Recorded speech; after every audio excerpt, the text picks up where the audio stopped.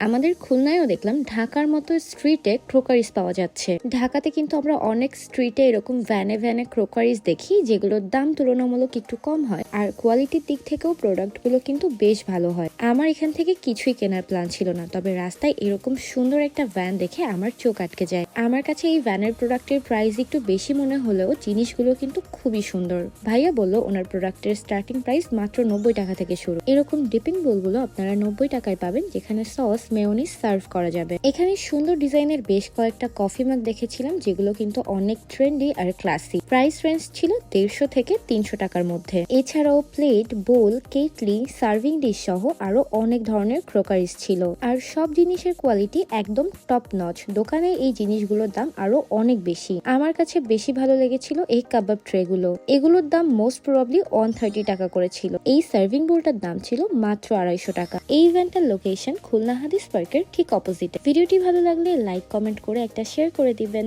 আল্লাহ হাফিজ।